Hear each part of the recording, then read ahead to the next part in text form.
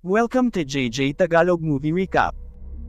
Nagsisimula ang pelikula sa ating bida na si Sarah. Sinusuri ang kanyang katawan sa salamin at pakiramdam insecure. Siya ay nahuhumaling sa kanyang pangarap na maging isang sikat na artista, ngunit hindi napunta anumang magagandang pagkakataon. Kasalukuyan siyang nagtatrabaho sa isang fast food restaurant para bayaran ang kanyang mga bayarin. Isang gabi, dumalo si Sarah sa isang mahalagang audition, ngunit nahihirapan siyang maalala ang kanyang mga linya. Nagre-resulta ito sa isang nakakadismaya na pagganap at siya ay na-dismiss ng direktor. Naiinis sa sarili, umatras si Sarah sa banyo para ilabas ang kanyang pagkadismaya.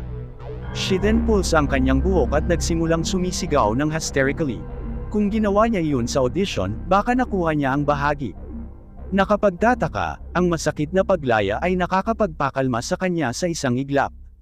Pulang watawat, maya-maya, habang humihigop ng tsaa at nagbabrowse sa kanyang laptop, nakatuklas si Sarah ng paparating na pelikula na pinamagatang The Silver Scream, na naghahanap ng lead actress. Produced ito ng isang kilalang kumpanya na tinatawag na Astrius Pictures, kaya nag-apply siya kaagad. Pagkatapos, nang imbitahan siya ng kanyang kasama sa kwarto na si Tracy sa isang party, at ubiling pumayag si Sarah na dumalo.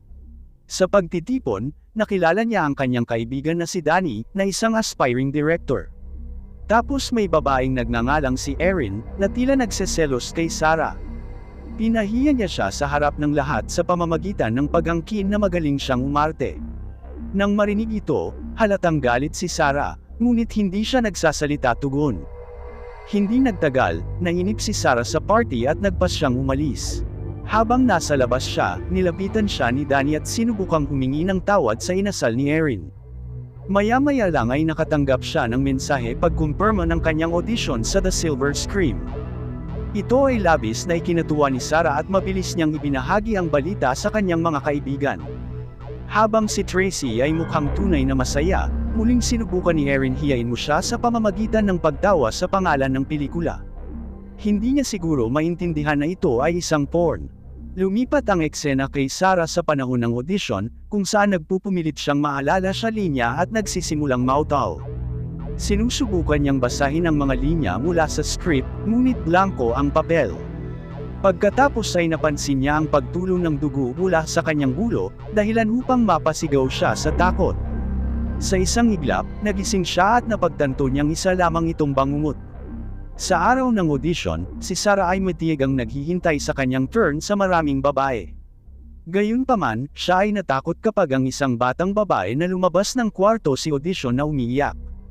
Pumasok si Sarah sa audition room para hanapin ang dalawang mga taong tila malamig at malayo. Sinusubukan niyang ipakilala ang sarili, pero sabi ng casting director hindi na kailangan at hinihiling sa kanya na gumanap. Sinimulan ni Sarah ang pagbigkas ng mga linya at nagtapos sa pagbibigay ng magandang pagkilos, ngunit sa kabila ng kanyang mga pagsisikap, ang direktor ng casting ay hindi napahanga at hiniling sa kanya na umalis, na nagsasabi na makikipag-ugnayan sila sa kanya kung kinakailangan. Galit na galit, lumabas si Sarah doon at tumungo dumiretso sa banyo. Pagkatapos ay ipinahayag niya ang kanyang galit sa pamamagitan ng paghampas sa lahat ng nakikita at pagpunit ang dami niyang buhok. Pagkatapos kumalma, lumabas siya at tumakbo sa assistant ng casting director, na nakakatakot na nakatingin sa kanya. Mukhang nag-e-enjoy ang babae sa outburst ni Sarah at iniimbitahan siya nito panibagong round ng auditions. Pagbalik sa audition room, tinanong ng assistant kung bakit siya humihila ang kanyang buhok, na sinasagot ni Sarah na ito ay isang bagay na ginagawa niya kapag siya ay naiinis. Siya noon hiniling na gawin itong muli, ngunit nag-aalangan si Sarah dahil ito ay isang napaka-vulnerable na sandali para sa kanya.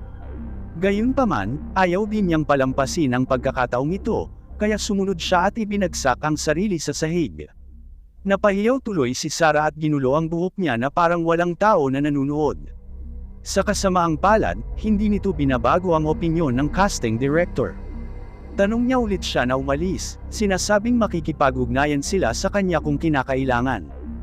Kinabukasan, nasa trabaho si Sarah nang makatanggap siya ng tawag mula sa mga larawan ni Astria. Hindi niya pinansin ang utos ng kanyang amo at tumabi sa kanya sagutin ang telepono. Nakapagtataka, nabalitaan si Sarah na napili siya para sa isa pang round.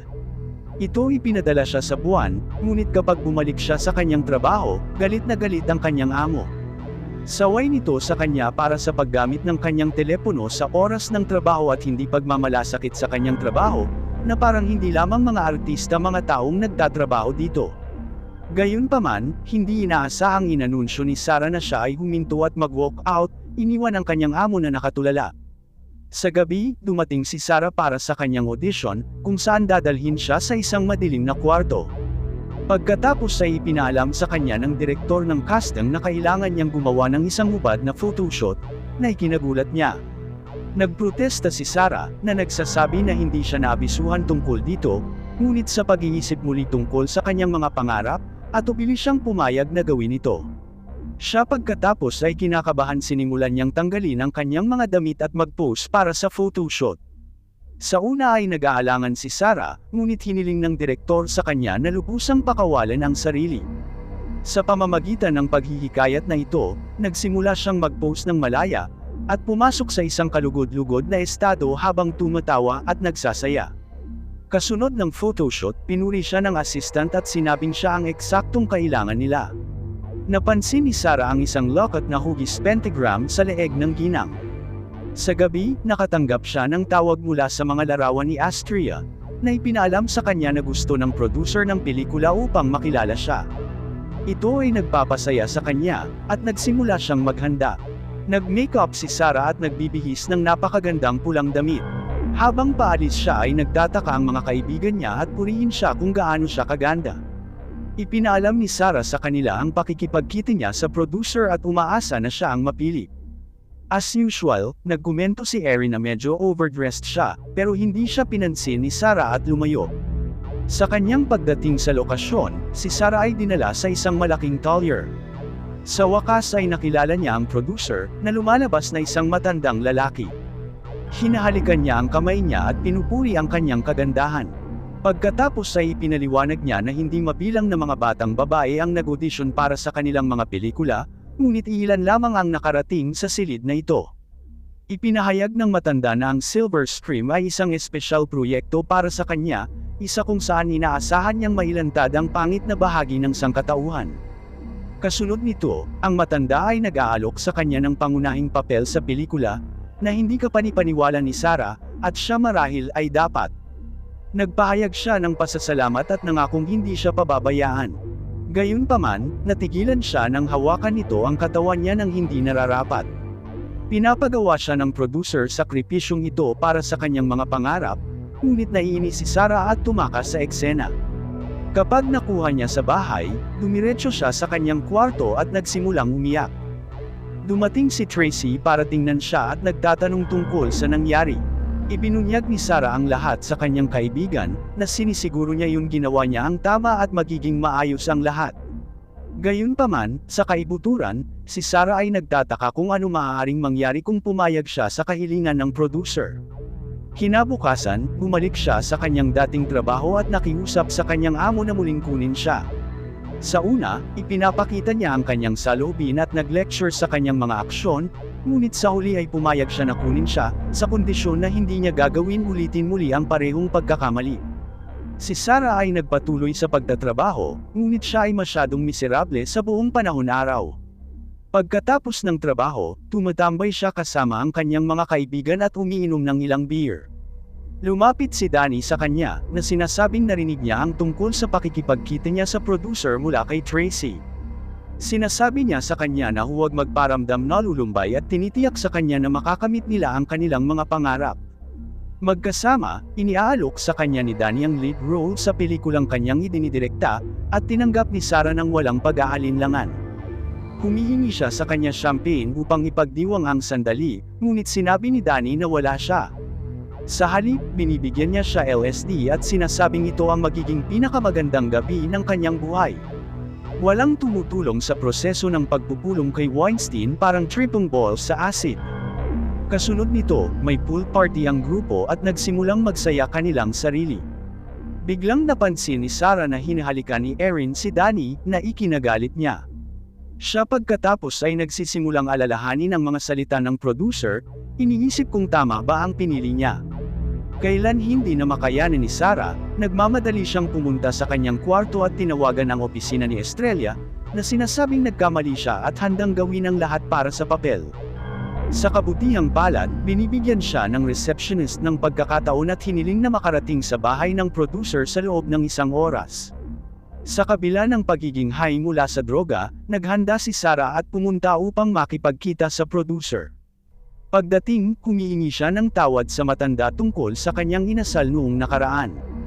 Ipinaliwanag niya na wala sa mundo mas mahalaga sa kanya kaysa sa kanyang mga pangarap. Para patunayan ang sarili, lumuhad siya at nagsimula para mapasaya siya. Habang hinahawakan ng producer ang kanyang ulo, nakita namin na mayroon siyang parehong marka ng pentagram sa kanya kamay. Pagkatapos ay inanunsyo niya na tinalikuran niya ang kanyang nakaraang buhay para sa isang ganap na bago. Ilang sandali pa, dumating ang 2 tao na nakasuot ng itim at pinagmamasdan ang sitwasyon. Ito ay ipinahayag na lahat sila ay miyembro ng isang kulto at ang producer ay lumilitaw na ang kanilang pinuno. Kinaumagahan, nagising si Sarah sa kanyang kama, nakaramdam ng matinding sakit sa kanyang tiyan. Sa kabila nito, nagpasya siyang pumasok sa trabaho. Napansin ng kanyang amo ang kanyang mahirap na kalagayan at hiniling siyang umuwi, ngunit nagalit si Sarah at sinampal siya ng walang dahilan, na nagresulta sa muling pagpapaalis sa kanya. Pagkatapos ay sinubukan niyang tawagan ang mga larawan ni Estrella, ngunit walang sumasagot. Bumisita pa nga si Sarah sa bahay ng producer, para lamang makita itong ganap na inabandona. Kinabukasan, nakita namin siyang nagsusuka sa banyo habang dumudugo ng husto. Nag-alala si Tracy at nagtanong kung ano ang nangyari. Habang siya ay nasa sa banyo ng ilang oras, lumabas si Sarah, ngunit mukhang masama ang pakiramdam niya. Siya tinatawag si Tracy at ang kanyang mga kaibigan na talunan na walang magawa sa buhay. Narinig ito, Tracy nagagalit din at ipinaalala kay Sarah kung paano niya siya sinuportahan habang hinahabol niya ang kanyang mga pangarap. Itinuro niya na hindi nagbabayad si Sarah ng kanyang upa sa loob ng 2 buwan at ngayon ay umalis na rin sa kanyang trabaho. Kasunod nito, pumasok si Sarah sa kanyang silid at natuklasan ang isang sobre na naglalaman ng pera mula sa mga larawan ni Estrella. Inihagis niya ang pera sa mukha ni Tracy at bumalik sa kanyang silid upang magpahinga, ngunit mabilis na lumala ang kanyang kalusugan at nagsimula siyang makaranas ng mga guni-guni sa kanyang sarili pagiging superstar. Sa gabi, lumalala ang sakit ni Sarah at kapag siya ay pumunta sa banyo, napansin niyang nalalagas ang buhok niya. Nag-iba ang kulay ng kanyang mga mata at nagsimulang dumudugo ng hindi mapigilan. Gumawa ang mas masama, nagsisimula siyang magsuka ng mga uod. Ang wand ni Ron Weasley ay malamang na nag-backfire muli. Pagkatapos ay sinubukan ni Sarah na humingi ng tulong sa pamamagitan ng pag-crawl sa sahig ng kanyang tahanan. Bigla, siya tumatanggap ng tawag mula sa producer. Si Sarah ay sumisigaw na siya ay namamatay at nangangailangan ng kanyang tulong, ngunit ang isiniwalat ng producer na nakakaranas siya ng pagbabago kung saan kailangan niyang mamatay upang maipanganak muli at makamit ang lahat ng gusto niya. Sa susunod na eksena, pinuntahan ni Sarah ang kanyang mga kaibigan at nakita sina Danny at Erin ay nagsasaya sa kanyang van. Pumasok si Erin sa loob ng bahay para gamitin ang banyo at siya sumusunod sa kanya. Di nagtagal, hinarap siya ni Sarah sa madilim na kusina at nagsimulang makipagtalo sa kanya lahat ng kahihiyan na dinanas niya sa paglipas ng mga taon. Habang nandoon sila, binuksan ni Erin ang liwanag at laking gulat niya nang makita ang malagim na kalagayan ni Sarah. Iminumungkahi niya na pumunta sa ospital, pero bigla siyang inatake ni Sarah at nilaslasan ng kutsilyo ang mukha niya. Pagkatapos ay sinaksak niya ang kanyang maramihang beses sa tiyan at dahon. Pagkatapos nito, kumuha si Sarah ng dumbbell at pumasok sa isang kwarto kung saan ang isa natutulog ang mga kaibigan ni Erin. Barbarically niya itong hinahampas ng dumbbell hanggang sa mukha niya ganap na pumangit.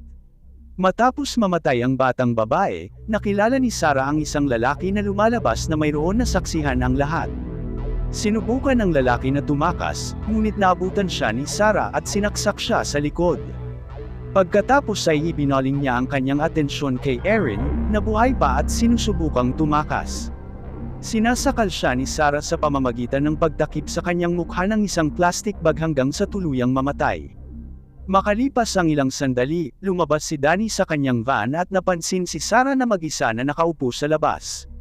Nag-aalala siya para sa kanya dahil kakaiba ang ugali niya nitong mga nakaraang araw. Tinitiyak niya sa kanya na kung pupunta siya sa anumang bagay, narito ang kanyang mga kaibigan upang suportahan siya. Maliban kung, syempre, pinatay mo sila, ngunit ikaw hindi gagawin iyon, tama? Sumagot si Sarah sa pagsasabing hindi niya sila kaibigan at pagkatapos ay brutal na sinaksak niya. Sinabi pa niya na handa siyang gawin ang lahat para maging isang bituin bago tuluyang matapos ang off niya. Dahil tapos na ngayon ang kanyang misyon, isang grupo ng mga tao na nakasuot ng hood ang lumabas mula sa mga palumpong. Dinala nila si Sarah sa isang lokasyon kung saan ililibing nila ito ng buhay at minarkahan ng pentagram ang kanyang libingan simbolo gamit ang mga ilaw. Maraming mayayamang mukhang tao, kasama na ang producer, ang nakapaligid sa kanya at sila magsagawa ng ritual sa kanya. Si Sarah ay nakikita sa ilalim ng lupa sa loob ng isang duguan na laman. As if malapit na siya ipanganak, ang mga miyembro ng kulto pagkatapos ay patuloy na umawit, hanggang sa pagsikat ng madaling araw. Kinaumagahan, isang kamay lumilitaw mula sa lupa na nagpapahiwatig ng muling pagsilang ni Sarah. Siya ay lumabas mula sa kung saan siya inilibing, lumilitaw na ganap na naiiba. Bagamat wala na siyang buhok, ganap na gumaling ang kanyang katawan at perpekto. Pagkatapos ay natuklasan niya na isang regalo ang naiwan para sa kanya, na may isang tala na nagsasabing, maligayang kaarawan. Pagkatapos, tumungo si Sarah sa kanyang silid at nagsindi ng mga kandila sa paligid bago pumasok at mahiga sa kama. Ilang sandali pa, dumating si Tracy at sinubukang humingi ng tawad sa kanya tungkol sa kanilang pag-aaway noong una wala siyang natatanggap na tugon. Hinubad niya ang kumot at nakita niya si Sarah na ganap na hubot-hubad, kalbo, at may iba't ibang kulay ng mata. Takot na takot, sinubukan niyang umalis, ngunit hiniling ni Sarah sa kanyang kaibigan na magsinungaling pababa sa kanya sa huling pagkakataon. Nag-oblige si Tracy at nakahiga sa kama, pagkatapos ay sinimulang halikan siya ni Sarah ng agresibo. Makalipas ang ilang sandali, na-suffocate niya si Tracy at nauwi rin sa pagpatay sa kanya. Sa final eksena, binuksan ni Sarah ang kahon ng regalo na ipinadala ni Astrid at nakakita ng magandang itim na damit kasama ng isang peluka. Mayroon ding kwintas na pentagram, na siyang simbolo ng kanilang kulto. Isinuot niya ang mga ito at tinitingnan sa salamin, proud sa babaeng naging siya. Pero artista ba siya?